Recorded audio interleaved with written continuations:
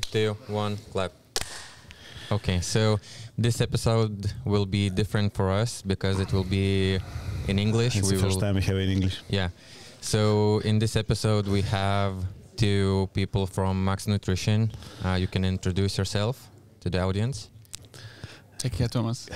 Hi, my name is Thomas, and I'm the head of R&D at MaxiNutrition, based in Bergisch Gladbach, which is near Cologne in Germany. And I'm very happy to be here today and looking forward to our podcast. I'm Tim. I'm head of export at MaxiNutrition, and I'm looking forward to this kind of discussion today because I think we launched our brand now 9-10 months ago in Lithuania. Lithuania, or the Baltics, is a key region for us. And for this reason, I'm really looking forward to deep dive with you about our qualities, about our targets, and about our ambition. Let's do this. So first, can you introduce about the brand, like how many years it is launched before? Shall I start? The MaxiNutrition. Yeah, start and I will take over. Yeah, actually I'm the first employee of Maxi, the agency, which is the company behind MaxiNutrition. And the company was founded, let's say, like about 7 to 8 years ago, sometime in between that. And it was founded with our founder, of course, and me as the first R&D person. And from the beginning, we concentrated on how to do sports nutrition better than the others. And better has to be defined later in that podcast, I guess. And by now we are a team of, I think, 65 people or more, which is amazing to see. And expanding to other countries with the help of Tim and the other guys who are like going crazy out there and doing stuff I never imagined back then. So it's a dream come true here. And really looking forward to the discussion, and thank you, Tim, for making this possible. Yeah, so at the end of the day, when we see our export journey, I started at MaxiNutrition roughly 3 years ago. And the target was we need to build our export markets with MaxiNutrition. And yeah, so we started 3 years ago, and now we are available in almost 30 countries. We have a huge momentum because our approach is always to be different than the others. So we don't want to be a copy of somebody. And Thomas will explain this to you later, how we are working development-wise, production-wise. We have our own R&D. We are producing 98% of our products by ourselves. That's the reason why we can drive innovations. And our approach, like I said, is always being different. So if everyone is going to the left side, we will go to the right side to show, hey, we have a Maxi movement. We have a team of Maxis, and especially here in Lithuania with our team, it's crazy what's ongoing. It's a huge success story already after 10 months. And now sitting here with you, it's like, wow, I'm looking forward to the next 50, 60 minutes to deep dive because, it's an enjoyment for all of us. Nice. So the head office in Germany and like all the productions and labs? Yes, head office is in Germany, near Cologne. Everyone except some of our sales guys are sitting there. So that is marketing, that is R&D, of course, but we also have the production just nearby. It's just a 20-meter walk for me to go from office to production. Then we have that is for everything that's supplement and powders. Then we have our own chocolate factory, a bit more south in Germany, where also our bars are produced. Every protein bar, every nut bar we have. And then there's other places too, like where we do ready-to-drink shakes, which are in the eastern part of Germany. But as Tim already said, everything, 98% of it is produced in-house, in our own production. And that really is the nice thing, to have this combination from listening everything from our customers through Tim or other sales guys, then having our own R&D and our own production. That is like shortest ways possible you can have. And maybe as an addendum to say, we are a family-owned company. So MaxiNutrition is looking maybe like a startup in a way, with HNC in the background with 65 people, but we are part of the Krüger Group. So more or less a $3 billion company. Mark Krüger himself is, let's say, one of our best brand ambassadors. He is loving the brand as hell. We are pushing to make it happen that we take over the markets where we are starting. And the most important tool for me, why I started as well in this company, it's family owned. There are no investors in. So at the end of the day, we don't get pressure from any kind of US investors or whatever. So we do our pressure by ourselves to grow the brand. It's not only about margins at the beginning. It's about, hey, we are here for driving the Maxi movement. And that's the reason why our values, also with our partners in the countries, are always like family business. So this is the main task from us. Nice. How you come with the idea to come to Lithuania? It's a very small country. Oh, it's not a lot of sportsmen here. This is a good question. So people asked me the same question 2.5 years ago when I said I want to start in the East Europe and especially in the Baltics. And then they said, but Tim, like you were saying, 2.7 million people are living in Lithuania. So what's going on? And I was like, yeah, but for me, and if you hire me, you get me. But this means I take care about people and not just about business. And when you have the right people behind the business, then business will grow. Okay. And we are talking about a European strategy. We are talking about a South America strategy, about in Asia, a Middle East strategy. They have small countries as well inside the regions. And for us, when I met Chris the first time, I felt like finding a brother from another mother. And together with him now, building up this journey with the team in Germany, with Thomas, with Chris, with you guys, that's outstanding. And that's the reason. So I never took care in my life about the size of a country. For me, the people behind are important. And when I see the passion, what is ongoing here, maybe a quick side note. When I was the first time in Vilnius, I landed, I came into the hotel, I went to a dinner, and I fell in love with Vilnius, nice. With the people, with the style, with the kindness of the people, and with the lifestyle. It was for me 250 meters walk to the restaurant, but it was a summer day. 10 people, more or less, came crossing me by running in the evening and doing sports. And this is exactly the lifestyle I'm living as well. And this is the reason why when you ask my wife, she will say, Tim's favorite city is Vilnius. For me, I fell in love with Vilnius, with the people, with the passion, with all about Lithuania. And that's the reason why we are here as well and why we are starting our Baltics strategy in Lithuania. And again, we are just at the beginning. So there will further countries follow for sure. Nice. What is your main customer? Like, do you focus on functional fitness or never mind? At the end of the day, it's when you ask me, there are two different types how you can work on. There could be a retail strategy or a specialized strategy. If you want to sell a brand, you need to start with the specialized sector almost to the same time like for the retail-wise market. Because if you start only in retail, nobody knows MaxiNutrition in retail. Mm-hmm. So I have two options. One option is I start with very low prices, but then I don't sell a brand, I don't sell a feeling, I sell a product. And I don't want to sell a product. I want to sell the feeling. I want to sell a brand. I want to sell a story. And that's the reason why we said, yes, we have listings in retail and we will get further listings in retail, but we are not a cheap brand. And at the same time, we are building the brand where our DNA is. And our DNA is sports. And if you ask me what's the DNA of MaxiNutrition, it's functional sports. That's a matter of fact. So this is the point where we are starting because we are like a functional fitness brand as well. We have everything in our assortment. You don't need to have 10 brands on your shelf. If you have Maxi, you get everything. From supplements, over powders, over bars, over shakes, over energy drinks, over hydration. So we have the assortment. And this is the point. So from my perspective, if you ask me, always when you start working with a brand, you need to build a brand in the section where you are strong and where your DNA is. And this is the specialized sector. For sure, you maybe don't have directly the margins or the sales you want to have, but you are building a monster. And I always, last point here, compare this to a ketchup glass bottle. So first of all, there is not coming a lot out of it. But once there's a time, we are just flowing. And this will happen. And this is not stoppable. So once we are in, we are in. And MaxiNutrition is far, far more than just a brand. We are a love brand. Nice. Now we can dig more into the products. Yeah. So what makes a good supplement in your opinion? So you said that you're more like different from other supplements. So what is the good supplement in your opinion, in your eyes? Yeah, and just for a normal customer, like for people who just came into the gym, how they should check, how they should know is it good quality or is not? Yeah. What is the main factors to decide? Yeah, I think there's many factors, and of course we also want to address all of them if possible, and I think we achieved that. So when looking at the product in sports nutrition, I think there's some facts you just can't ignore, and that the first thing is you have to trust the brand.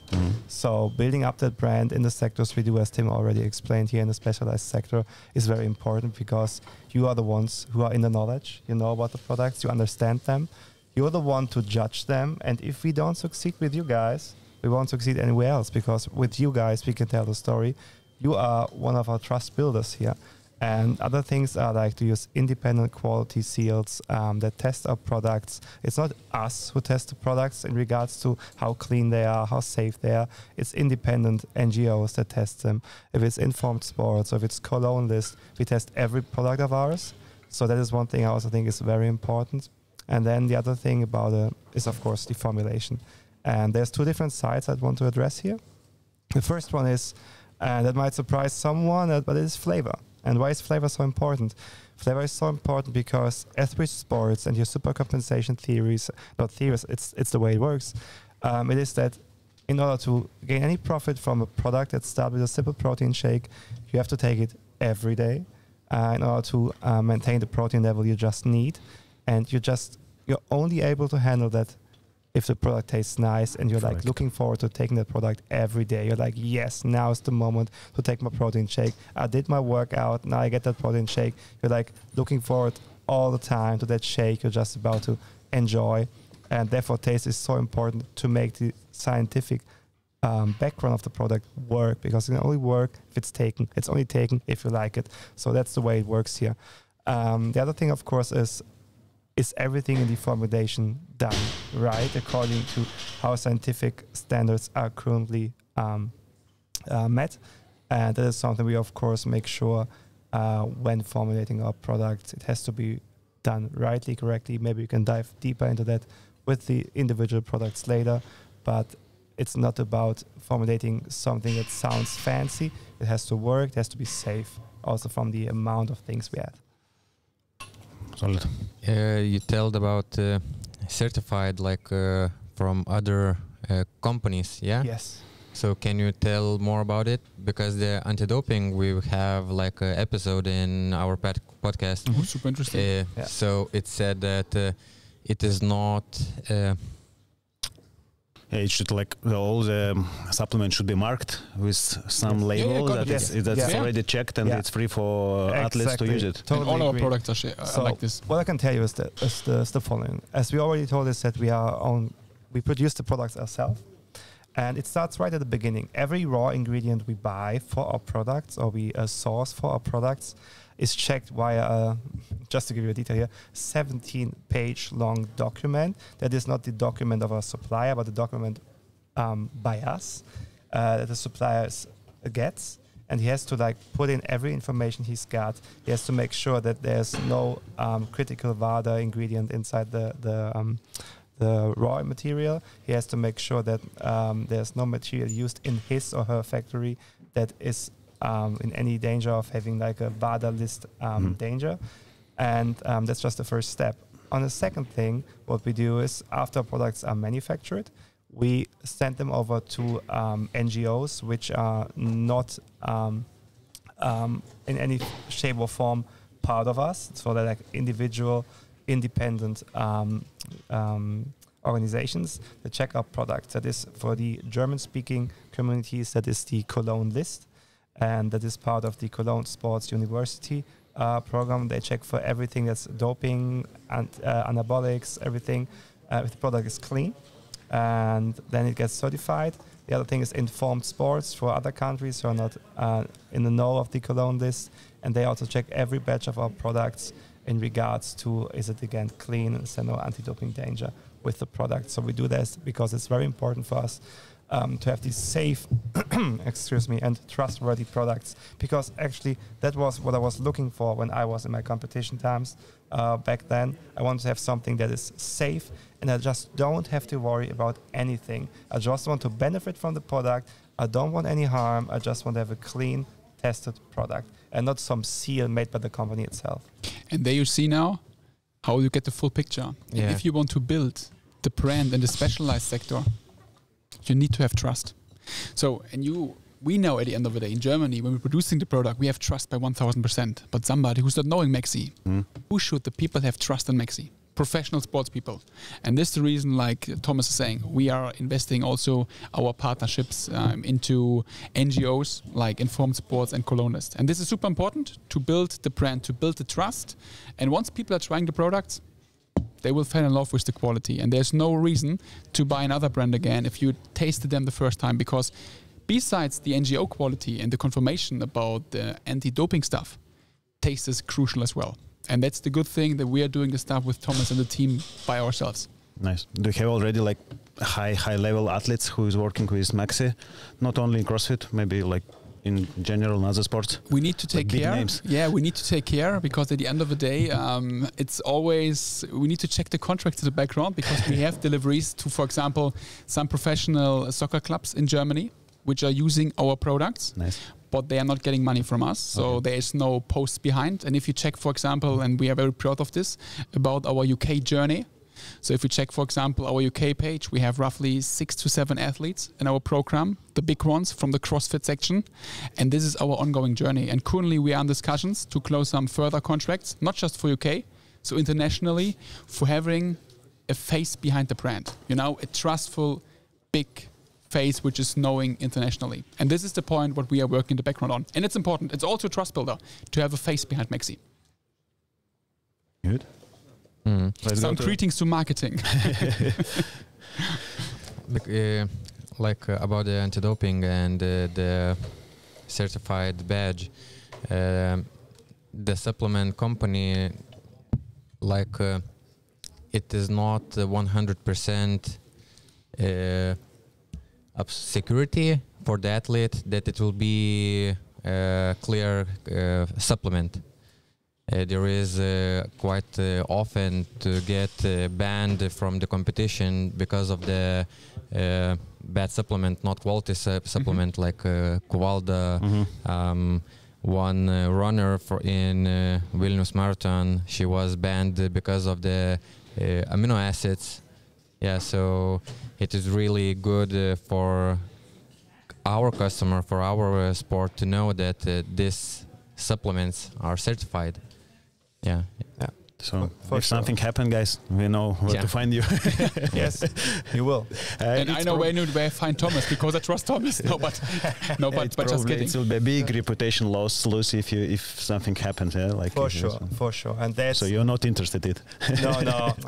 No way. So just to make that very clear, like 7 years ago, when we started to build up our portfolio with the first 45 articles or so, products, I really just, from my heart, I wanted to have products I wanted to have when I was still like using them for a competition level. So I'm not into CrossFit. I have made my first session today. I really enjoyed it. It hit me. It was amazing. But I'm into a karate guy, and I did karate competition for over 10 years, and quite successful actually.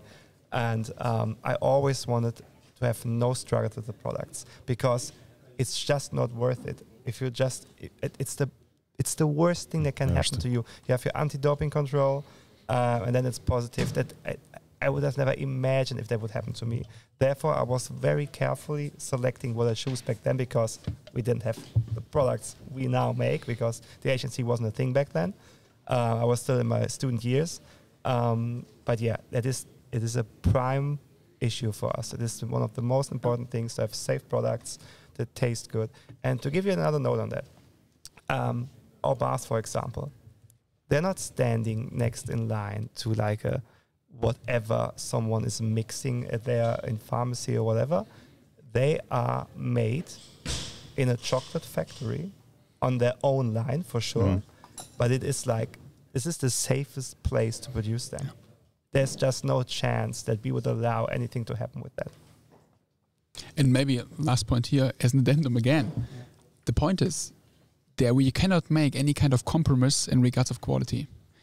For us as a brand, if for example, some athlete is using our products and he's getting issues with the doping institute, the brand is dead.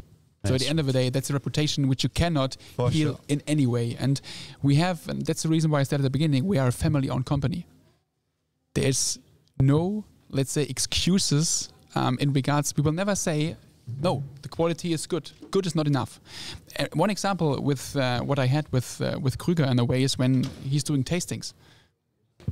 10 people are saying, "Oh, the quality is good." He's coming and testing the product. He's saying, "You like the quality? Yeah, it's good." Okay, good is not enough. Next round. And this is the passion we are having. And this is exactly the stuff what we want to do. Highest quality. Before we are talking about prices and the stuff, first of all, the recipe is confirmed, the quality is confirmed, and then we need to find solutions. But we will never make any kind of, let's say, bring a new crash barrier inside for having a better price but having less quality. Then we will not launch the product. So the premium quality will always be a Rolls-Royce, and we need to find a way to sell the Rolls-Royce for a Mercedes price. But at the end of the day, you will never get a lower quality, never ever. And the one thing, to make that totally clear, we're always aiming for the best flavor of our class, for sure. In the end, flavor is a bit subjective. Regards anti-doping, there's no subjectiveness here. There's 1 or 0, and we are 0. Okay. And that's the reason why we are having these kind of NGOs. And maybe for your information, what is currently under discussion, that all our products, based on the fact of our international strategy, Germany is nice to have. They are important for sure. It's our home country in a way. It's our biggest, let's say, region where we are. But at the end of the day, we need informed sports on all supplements, powders. And this is currently under discussion, and we will find here solutions too. So it's already done with Cologne List. Exactly. They test for exactly the same, but it's just that we realized Cologne List is not known by anyone, and people should know what they buy. Exactly. About the flavors, you mentioned that you're using just natural flavors. That is true. Thank you for repeating that, and that is totally true. Every product of ours is made with natural flavors, which is totally not a common thing in sports nutrition or in like protein-enriched nutrition. So normally they just use any flavor they get, which is okay, but it's not our standard. So our standard is to just use natural flavors whenever it's possible, and it has to taste natural, and you have to enjoy it. I always say, like, when going back to my karate background, the product must help me to punch, and the product is not allowed to punch me.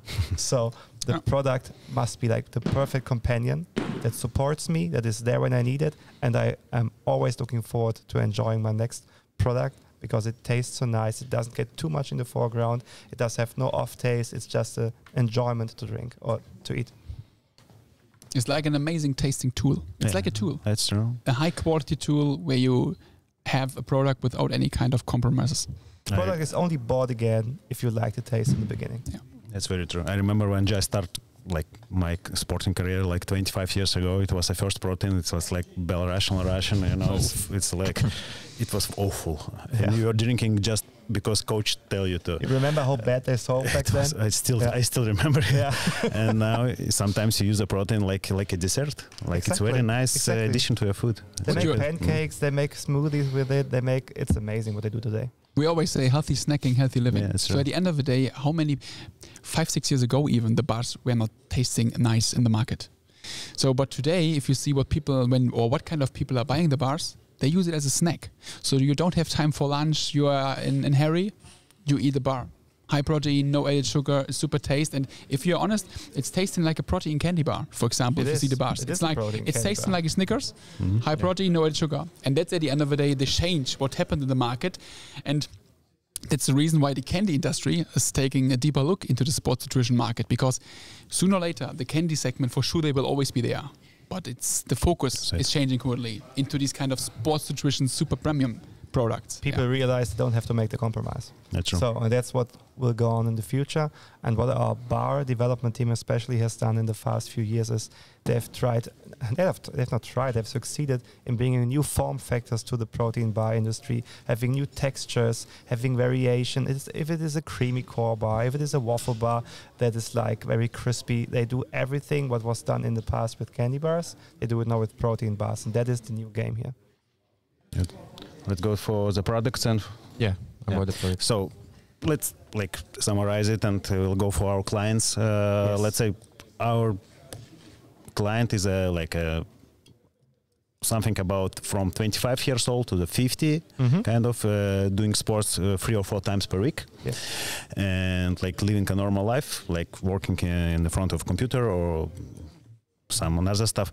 What is a essential like supplements for them? Let's start with protein is probably the top of the pyramid. Sure. When talking about essentials, that's always a good question, because I think that is the question one should start with when starting with supplements. That's not only true for sports-driven guys, just on a side note, but also for every other guy with certain supplements. But yeah, starting with proteins, that's for sure something to look at. And the thing is, they always ask, how much protein should I take? Mm-hmm.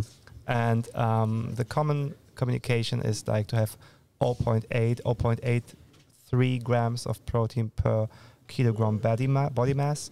And that is the correct value for maintaining your current body composition, for sure. There's nothing to say bad about that. But the thing is, most of us, we want to change our body composition. We want to gain extra muscle tissue. And therefore, we just need more fuel and more protein to build these up. And it is considered safe to have like 2.0 grams per kilogram body weight with no problem there. It is quite rather hard to get there, actually, to have that amount.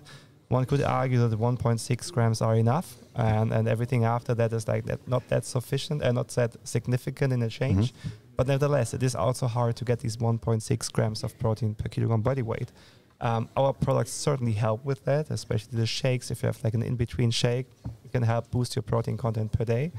And you can see that the raise in protein need is reality when just having a look at the reference values the NGOs are suggesting for pregnant women, for example.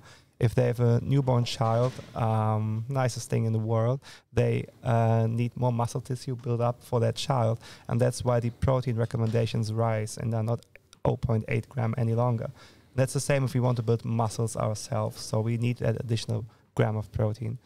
Also want to talk about some other supplements, or like deep dive into protein? Let's stop with protein for a little bit. Okay. And it's a often question, what gonna happen if you're going for more, like if you're going for 3 grams per body mass? Will your kidneys like stop? Will your stomach stop? Will you have diarrhea? Or kind of what's gonna happen if you go a little bit more? Yeah, good question. I mean, if you really wanted to, you could like check your nitrogen levels of the things you put out. To say it nicely, then see where there is like the threshold on where it's not useful to bring in more than you did before.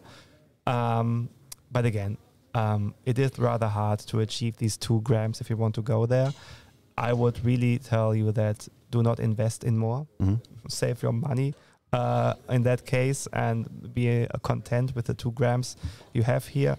And spend that on other supplements, because there's other needs that are more important then. And if you really have this 1.6 to 2 grams and have a heavy training routine, which is also a given for that amount, then you're safe in your protein business according to current studies. I then say let's have a look for other things to improve your fitness, to improve your health, and to have like a better lifestyle. Good. What's the recommendations for young athletes, let's say kids 12, 14, 16 years old? Yeah. Is there any recommendation of protein, or just they need to concentrate more just on natural food?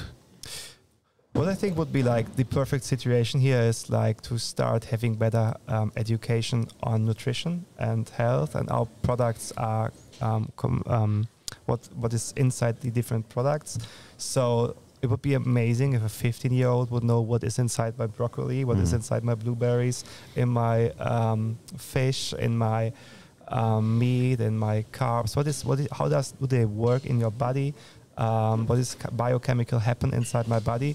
I think the different subjects in school could like adapt these to their lessons. Like if they have chemistry or biology, like referring to your own body and nutrition would be like the perfect thing to gain more interest from the people, because I think that would be interesting for them to learn about themselves. I think that is like too little done today. It would be amazing. That's true. And then they would start looking into these topics, and then they would learn what is important for me. How does my daily diet look like? Is there anything to improve, and how can I do it? Is it maybe an option? Let's say they're like 15, 16, they learned already a lot about nutrition. And is it an option like to put in some neutral whey into or vanilla whey into my smoothie in the morning? Is there something I should take, like a magnesium or an omega-3? Is that interesting for me? And from there on, we could start talking about that, because I think the base education is really something we have to improve here. But that is also a political topic, of course. Okay, so let's agree that the main source of protein should be like from normal food, and we use supplement only just to fill the holes if you need it. Yeah, I mean, protein content is dependent on your weight, so it shouldn't weigh less. And it depends on what they eat, how much they need, and it has to be calculated very carefully. And then as soon as they start to get into their 15 teenager years, etc., we can start about looking if there's anything. But I think they should know what they eat. Our products are safe, our products are tasting good, and they should know about what they eat when they eat our products, as well as when they eat at their grandma. So that is very important. Is it the same for kids which are, let's say, always or almost only supply vegan products or take vegan products? First off, I really like, I salute everyone choosing to be vegan. It's the best choice you can make. I have not made that choice for myself out of I'm egoistic in that regard. I don't eat a lot of meat, but I really like meat. So, but then again, to not eat meat is the best thing to do, ecological wise, philosophical, ethically. So that is really a good thing. That said, I think this still is like a very personal choice, and I would not force my child to be vegan, because nature-wise, we were not born that way, and there's certain things like vitamin B12 which are not present in vegan nutrition or a vegan diet, and then one had to supplement it. There's always solutions. It always depends how you can communicate with your child, but then again, I think a healthy view of nutrition and diet is the most important thing to later on have a better view. Because the people who are having problems with their diet, it's not the ones who take in their diet shakes or their protein shakes. It's the ones that eat like their sausages and fries every second day in their cantina at work. That is a problem we have to face. And it's just because sports nutrition becomes mainstream, people might look at it and say, I'm not quite sure, is that the right thing for me? And as soon as they have a better education about nutrition, they will start to have another look at it. Got it.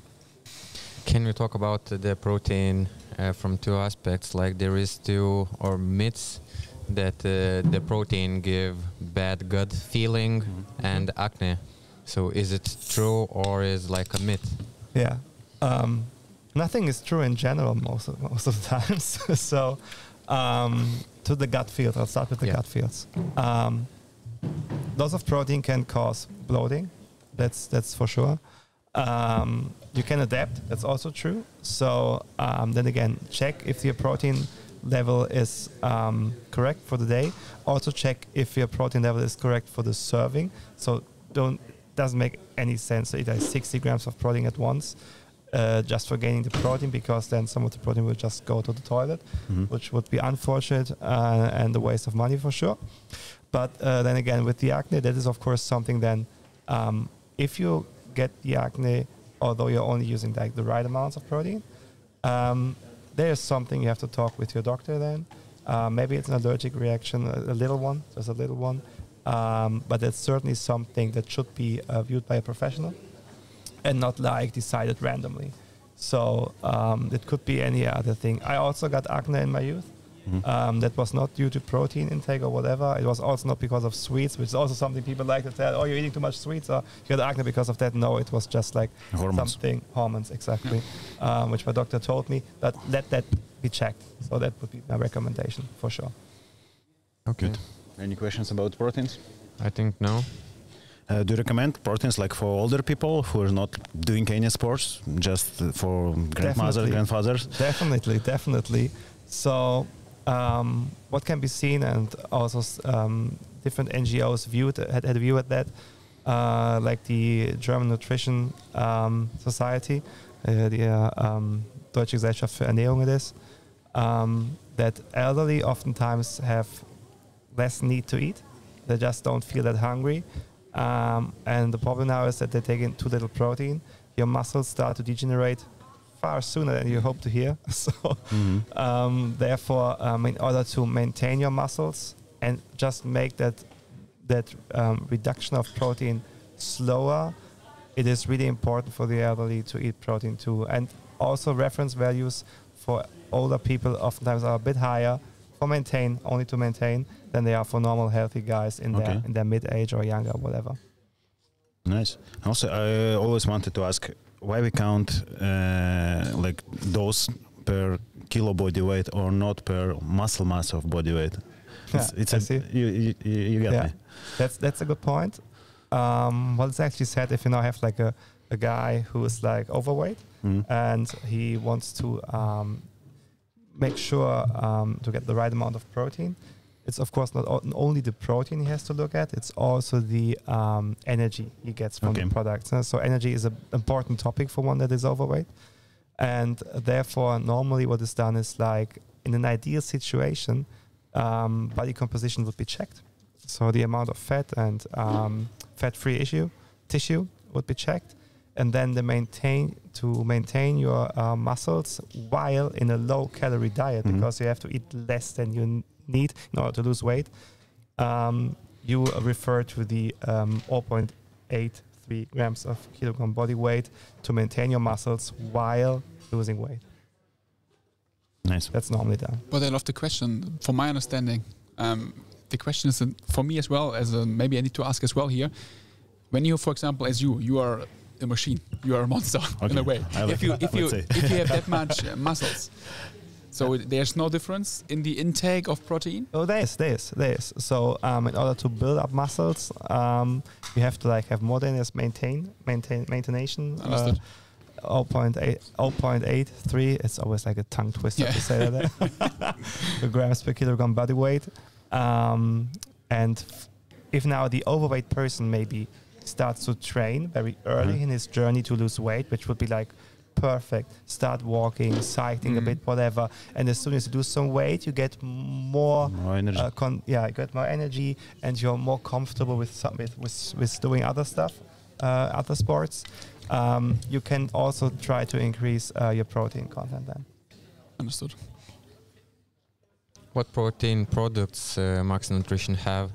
Like there is a lot of... We have protein powder, we have a protein shakes. Protein powder is a main source of protein. You can tell the difference like from Isoway, Musclear, and... We are mainly working with a whey protein, which is has the best biological availability in regards to your amino acids reaching your body and working on your muscles. So whey protein is the base for our standard whey, which would be our max whey. It's for experts out there, it's a VPC 80, and we call it our best flavor there is product, because there's no compromise between flavor and protein content. You get around 75% of protein in there. It's always naturally flavored. There's even some highlights with some real strawberries added, real coconuts added. Cocoa, of course, with the chocolate variants, which is common, and real vanilla seeds. So we really make it a sensation and something to look forward to get that drink. And it's like the go-to shake for most who start with protein shakes. Then we have our Max isolates. These consist only of whey isolate, which is like hardly reduced in fat and sugars. And we also have our Max clears. Max Clear is a clear soluble drink. It's more a refreshing drink, like a lemonade or iced tea. And the funny thing is, it's got the highest amount of protein as a raw ingredient because there's no sugar left, there's no fat left. For the experts out there that may now ask, but you said that Max Clear has the highest amount of protein, but if I have a look at back, the Max isolates have like 85% and the Max Clears have like 80%. How can that be? It told me that there's no sugar, no fat. Easy explanation there. The clear ones are specially made for those who look for something refreshing. And in order to make you feel refreshed, we have to add some acid, citric acid here, which is like a totally natural component. And that, of course, draws from the protein content. If I would only look at the protein source, it would be the purest, finest out of them all. But because we have to add the acid here to make it refreshing and taste like a lemonade, although it is no lemonade nutrition-wise, there's less unpack. It's only 80% of protein, which is still very high. And it's a very good alternative for everyone who's not looking for a creamy shake and wants to have something refreshing. I think most guys already told me that it's better to have it next to your meal than a dairy shake. Yeah. So it just combines better with it. And that's something, I mean, just imagine 500 mils of Coke, you got 50 grams of sugar. 500 mils of our clear shake, you got no sugar. That's nice. And 23 grams of protein. And Coke is not having protein, so take Max Clear. There is more protein like supplements, beef protein, casein protein, yeah, but you don't have those. What is the difference? We are working with, I'll mention both. We are working with casein in some of our products. Casein, typically the protein used as the before going to bed protein, as it is digested slowly compared to whey. And therefore makes sure that the amino acid availability coming from this protein is like available through a longer period of time and is a slower release. We do have them in our ProMax Lean range, which is part of our Elite range in these rectangular, very brand-specific tubs. And it's actually a mixture, a blend of whey and casein designed to have after workout and to have like immediate availability of amino acids coming from whey, and then the long time support by the lean protein we added. Regarding to beef, we have not looked yet into beef protein. I'll also tell you why. Yet not convinced, to be honest, of beef protein, because I already eat beef, so I get my protein there from beef. Now, if you have a look at studies that correlate longevity with protein intake, so oftentimes it's said that people who have an high intake have little or less longevity than people who take less protein. But if you now divide this view and have a look on people who eat like plant proteins, have a high plant protein diet or a high milk protein diet, longevity even is higher than standard. It's just with these who get their protein solely from red meat and take that as their main protein source, where we have like a shift that the longevity is lower as with standard. So that shows us protein actually seems to enhance longevity, while as meat, most probably because of other factors than protein, may reduce longevity. So that's not like a final thing to say today, but that's what our trends are showing. I have read, I think, that casein can cause cancer. Have you read it? Is it true or not? Casein can cause cancer. That is a hard sentence to say. I have one question as well. What is not causing cancer? If you read the newspaper, it's like everything is... Yeah, let's quote Paracelsus here. So the dosage makes the poison. That is true for everything. I'd like you to forward me that. Okay. That would be interesting. But then again, how much casein? Thinking of people who eat like, in Germany we call it Quark or similar like Greek yogurt, and that is like pure casein. And I'd say that if you take in casein in normal levels, I wouldn't be afraid of anything like that. But then again, as Tim said, what is not causing cancer? Yeah. So very difficult to answer that. I'm sorry for that. It's very difficult to check. Probably it should be very like longitude experiment. Yeah, of course we have long time studies there. Like we of course have looks at placebo-controlled, double-blinded studies. That's the gold standard. There's no question about that. But that has to be either a meta-analysis or a review or something that has been really checked in the long term, and then you have to check if the studies were like well done, because that is like something very specific here. Yeah. Have a look at it. What can you say about creatine? Let's move to creatine. Yeah, move to creatine. So the creatine is probably everybody said like they have more evidence, like scientific evidence, more, and everybody knows that it actually works. Yeah, yeah. And could you maybe explain a little bit like a mechanics how creatine works? How creatine works? Everybody knows that this gives you some energy, some extra power. Yeah. But like, can you dip a little bit? Yeah. So the thing is, what makes you stronger is training. Mm-hmm. So, and how does creatine work? Creatine affects your training, and that's why it works.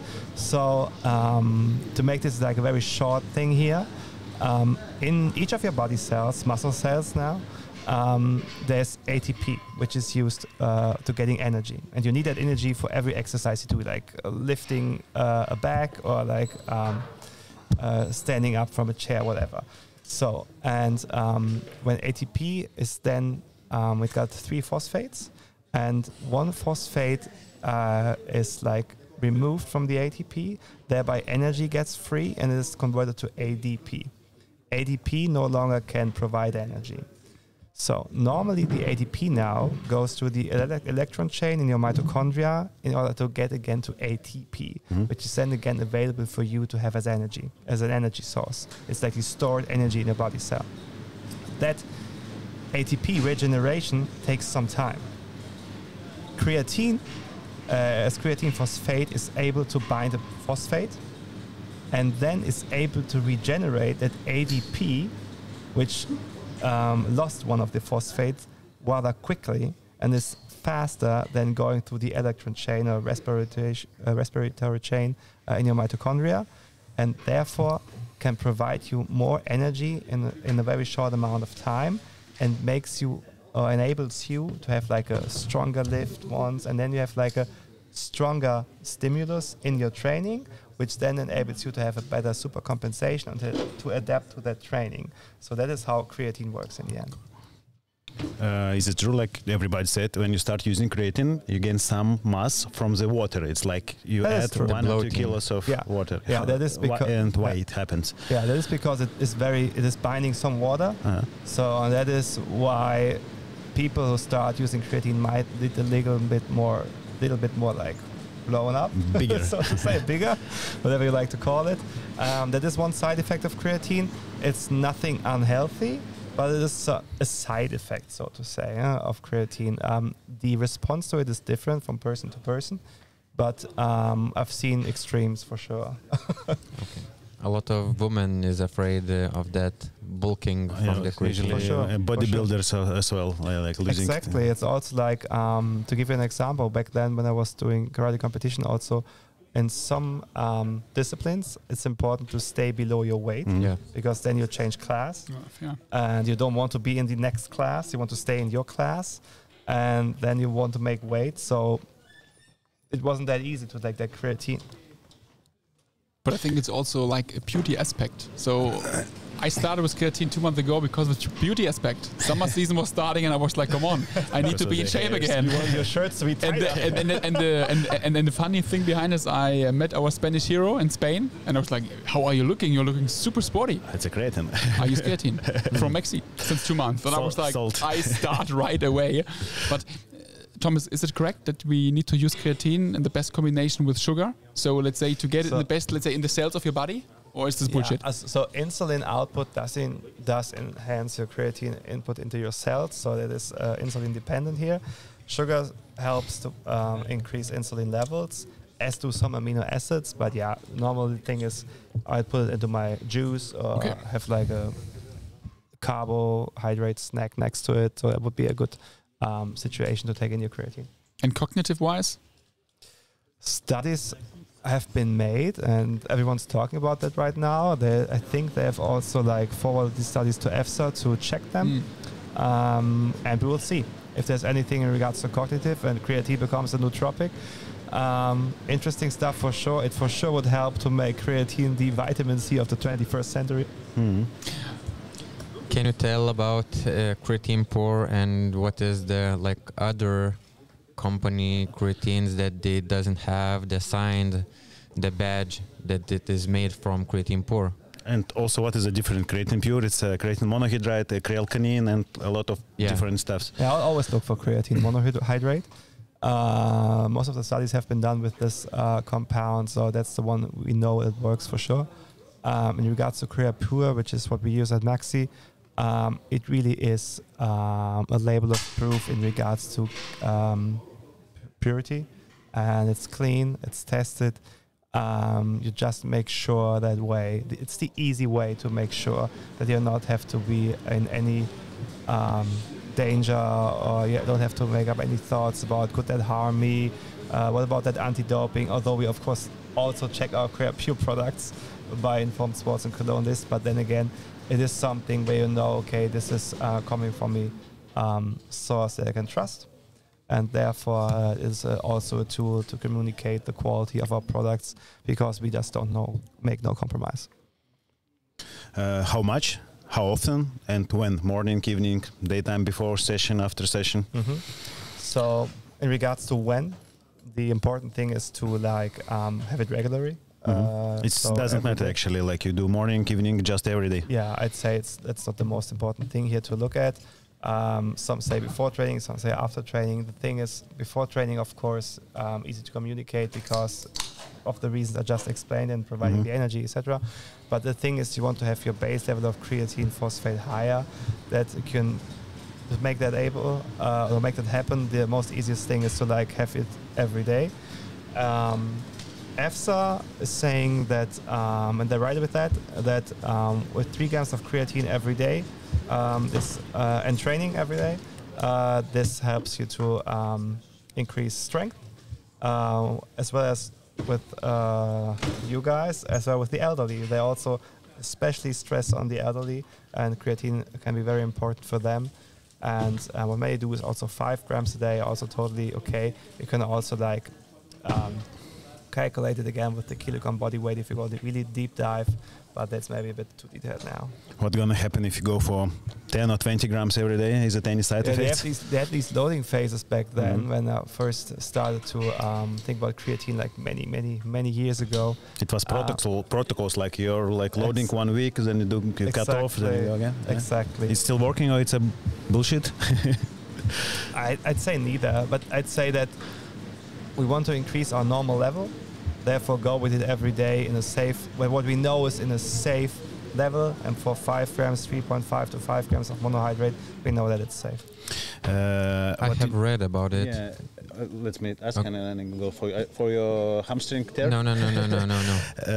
Do you need to check something before using creatine? Like it's if you have some diseases with kidneys, or it would be very good if you do so. Like that's like the perfect role model to do. Most of us, we don't have any problems. The probability is very low that there might be any problem.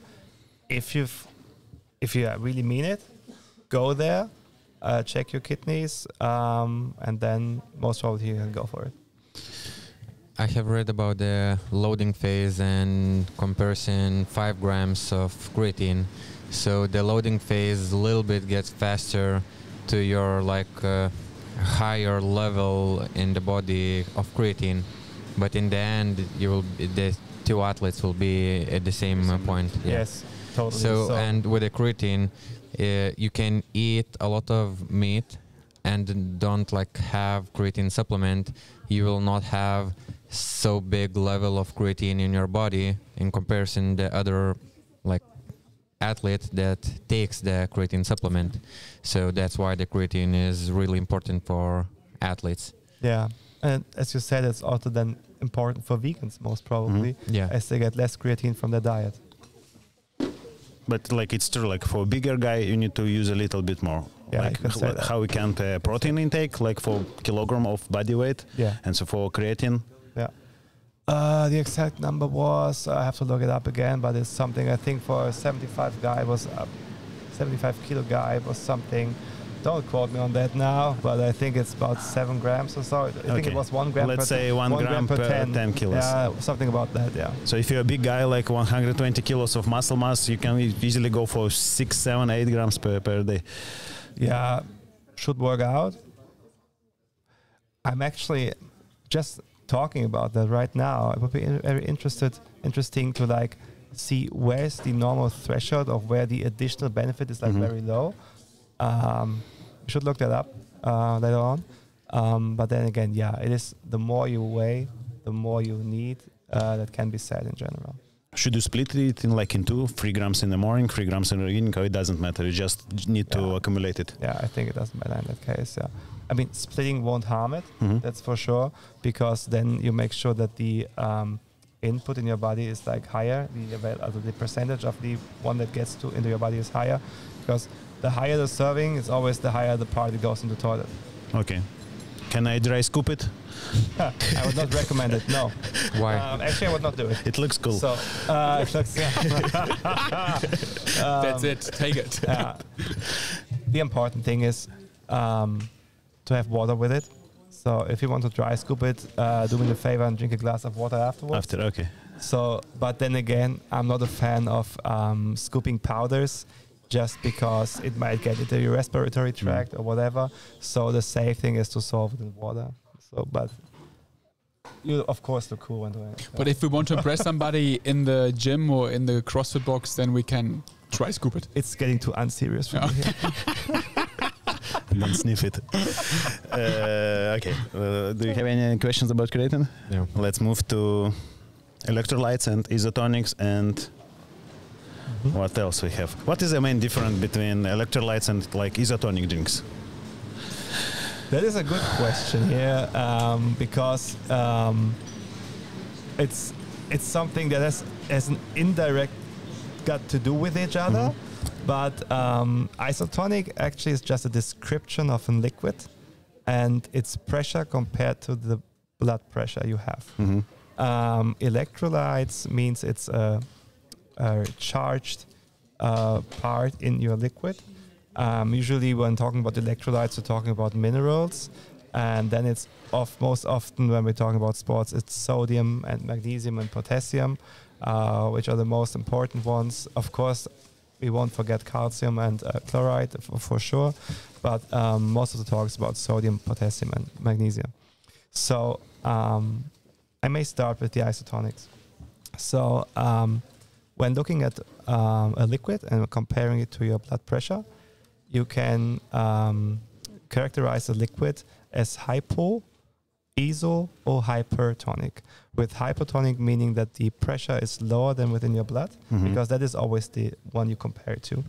Iso is like it's equal with your blood pressure, and the hyper means it's the pressure is even higher. The liquid, the osmotic pressure there is higher. What can also be said is that the water gradient always goes to the higher pressure. So if you drink something hypotonic, the water goes into your body.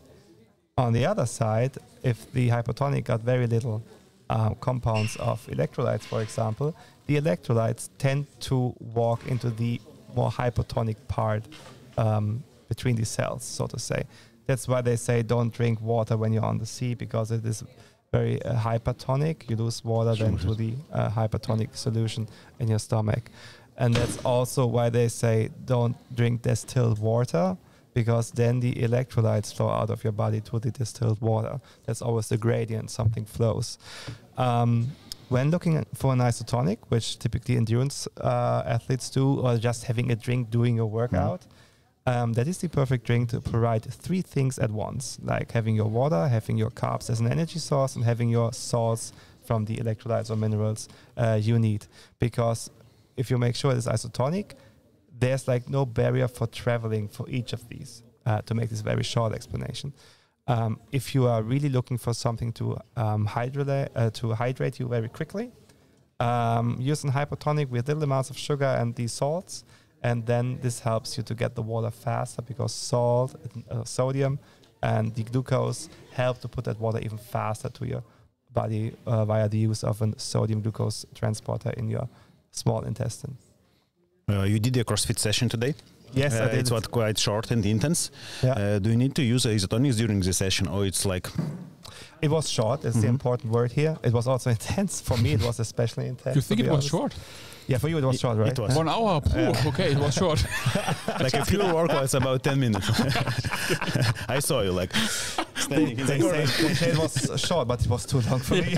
Yeah. Also about isotonic. Do you need to drink it during the like short intensive session, or you need to drink it before session maybe, or like after like a recovery drink? You can, so after for sure, for sure. That will of course help. Before, it really depends what guy you are. I mean, it also depends on your glycogen levels in your muscles and how much carbs are available for you. But then again, I guess that for most of the trained guys like you are, water is maybe a good choice with some electrolytes here and only small amounts of sugar. So a hypertonic thing would be okay, I guess. But then again, it depends on how long you go there. If you have like these high rocks, how long does that high rocks last? 1 hour plus. 1 hour plus. So yeah, maybe an isotonic in between would be a good idea. It always depends. It depends. But do you need extra energy? Does it help you? I would really try it. Okay. I like to take honey between the workouts. If that works for you, that is totally fine. I think that it is one of the main carb that I feel that it helps me. Yeah, like I have drink dextrose or something like that. I didn't feel the boost of energy like in comparison with the honey. That is very interesting. I mean, honey is a mixture of glucose and fructose. Yeah. So, and the typical person is, I hope I'm having the right numbers here, but the typical person is able to like have 60 grams of glucose an hour and about 30 grams of fructose per hour. That is just because the amount of transporters for glucose and fructose is in the ratio of 2 to 1.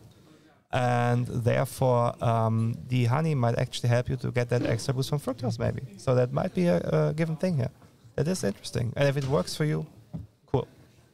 Maxi, at the moment, do not have any carb drinks, or not yet. Do you plan to have it? Yes, we do. We'll talk about soon about the roadmap and new products. Okay. So don't like, or maybe it is like a good point. Like we don't see any supplements like common health supplements like magnesium and vitamin D. Yes. And from this point we can move to the roadmap. If you want. Fair. Yeah. So at the end of the day, the roadmap is fully planned. So I think what we said at the beginning, we have a Maxi movement and we are getting not tired. So each month we are starting now with new innovations, new product launches.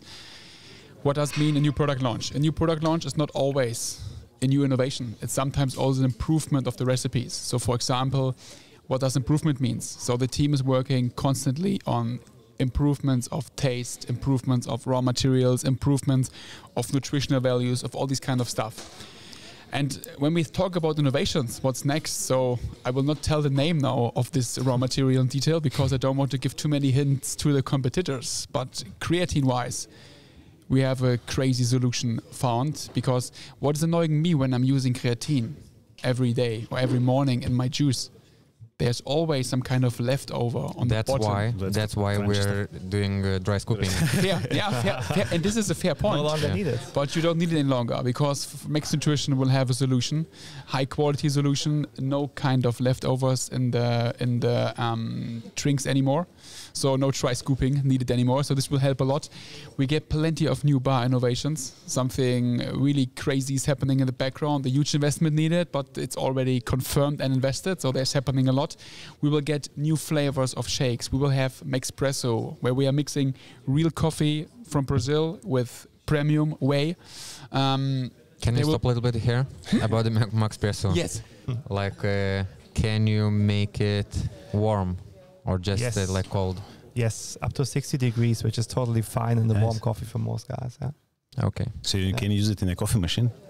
Imagine coffee with protein. So I'll give you a short manual on how to do it. So what I would do is like shake it regular as always. Okay. In your shaker or in your mixer, whatever you use for that. I'm sorry. And then put it in the microwave just after it. Put it in your cup and then in your microwave. Make sure not too long, as it's not allowed to have more than 60 degrees, because then the protein gets a bit not so nice. But 60 degrees is totally fine, especially nice with our new variants we're about to launch with pumpkin spice latte and pistachio vanilla. They are like for the cozy evenings, your protein shake as a coffee, warm coffee on your couch. That is something, it's like a perfect snack in between. And I can drink it warm.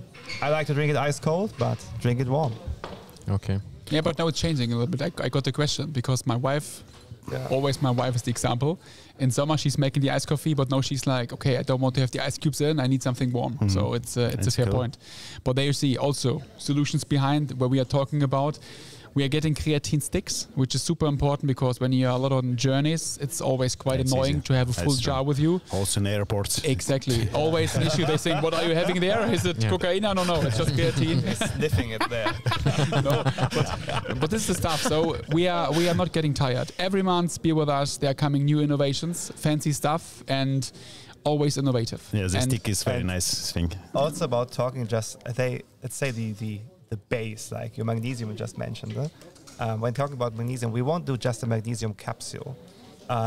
We will do something where you get your magnesium capsules and you get very good sources of magnesium, like 4 different sources of magnesium to provide you with the magnesium you need in the best way possible. Like it doesn't harm your stomach, it's a good bioavailability. We use citrate, we use bisglycinate, and we just don't use any magnesium oxide because it's just like, it's not the ingredient we want to choose because of the bioavailability. But in the end, we won't do anything just normal. Yeah. And I think this is something, because you mentioned Thomas, I think super important to mention as well, where I'm looking forward to for our capsules launch in regards of supplements, to have vitamin capsules, to have magnesium capsules, all these kind of stuff, to bring it to next level. So we are the all-in-one solution. MaxiNutrition is not just a product, it's a solution, it's a movement. And here in Lithuania, we are writing our own story with you guys all together. So this is amazing. Amazing to be here. Just mentioned the vitamin tablets, Tim, here. And what I wanted to add is, we race where we think it's right to race to. If we got talking about proteins, we of course race for the highest amount of protein in a serving. Taking in mind that more than 30 grams might not be suitable, that is clear. But we aim for 24, not for 23 grams. So just to communicate what we aim for. With vitamins, we know it's not, the good thing is not to aim for the highest amount, it's to aim for the right amount. Yeah. And the highest is not always the right amount. And what we do when we formulate our daily vitamins capsules, which are about to launch soon, we of course have a look at every vitamin and how much to put in there, and not like a race to the top. That is the easy thing to do. We have a look on every ingredient and how much should be inside. For protein, that might be a race to the top. For vitamin, it's not. You said in the seminar one interesting thought about isotonic and vitamins. That in the marketing side, it is good thing, but from your side, it is bad thing. Exactly. There's many products out there which are isotonics enriched with vitamins, and I get that. I mean, these vitamins enable you to have health claims that are like it seems like a perfect fit with an isotonic. B vitamin helps you with your energy metabolism. Caffeine helps you to stay awake, and etc. etc. The thing is, an isotonic should be taken in the amount you need it. So, if you take an isotonic as your carrier for a vitamin, that is just the one carrier, because I run 5 kilometers, Tim now runs 10 kilometers, and you run your 25 kilometers. Our numbers are in the seminar you mentioned I ran 200 meters. I just want to, okay. No, this is official here. I made something up and said you are able to run like 10 kilometers. But wanted to be nice. So Tim and I are running. He's running behind me, trying to get me. In order to stay in front, I need to make more isotonic drink, maybe. So, and therefore, if I now drink, and every time I make a new shake, a new isotonic, it adds an additional amount of vitamin that is just not the right thing to add a vitamin to. It's just the wrong carrier, the wrong product to do this with. And another thing is, vitamins, be it from a capsule or whatever, have to be calculated accordingly. And a sports guy may have higher need for protein, but he doesn't have higher need for vitamins. Vitamins have to be like with every other guy, actually, normally. There may be some little things where we are more keen on having a closer look at, like with our vitamin D levels. Other people should look at it too, but we are more like, we have more knowledge about nutrition. And the thing is that if you want to profit from sports where there's lots of free radicals built during sports, and your body has to fight against them, and that is a positive effect, because when fighting it builds more of its own antioxidants, and that is a good thing. You get more fit, you get a better resilience against immunity, your immune system gets better, etc. When you just put in vitamins, many more antioxidants, there's just no need for your body to compensate with more own-built antioxidants. And it's like a shame if you just don't use your own body system to do that. So that's why I think there should be no race to the top with vitamins. I have read paper that if you took a lot of antioxidants after big stress, you reduce your adaptation to the sport. Yeah. That's exactly the thing. That's the perfect summary here. Yeah. So we can continue and like finishing up with the roadmap. So we will see soon the supplements for the like health and wellness. You will see very soon hydration sticks. Yeah. So where we are really focusing even more on the hydration level, also with energy, with immune, with strengths. Plenty of new bars. Plenty of new shakes. Carbs is coming hopefully soon. Thomas mentioned, so maybe Thomas we should carbs a little bit more early. I think carbs is for CrossFit and functional fitness. It's a top one supplement. And this is something where we can show now that we are listening, because what we are promising always is what we are keeping. And at the end of the day, we are listening to the needs of the countries, of the sports section, and of our athletes.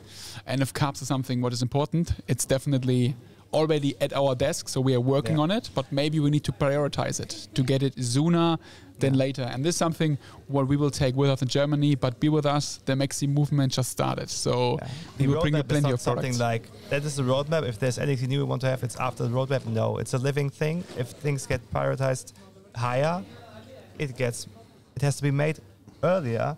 And then we have to decide maybe to put something else later, but we are always launching new things and trying to fit the need that is currently there. Think about new flavors for Lithuania, like vegetables, potatoes, carrot, onion. Potatoes are for us in Germany no problem at all. So I still want to try the pink soup. I've read a lot about it. It's nice. What's the name of it? It's the same color like your t-shirt. That's the reason why we have the color here. I only heard good things about it. So is this red beet is the base? Red beet? You'll be a little surprised because it's usually cold. Yeah. Oh, it's cold. Mm-hmm. Yeah. Okay. But probably like it. Oh, you need a new flour with a, how we call it? Šaltibarščių protein. I love it. So now we have a plan for this evening. Let's get some red. It's a topic in sports nutrition too. So there is chips, šaltibarščiai, like that flavor. Yeah. We have to try it too. Amazing. Think about it. Thank you very much, guys. Thanks, guys. It was a pleasure to have you. Pleasure to be here. Thank you. Take care.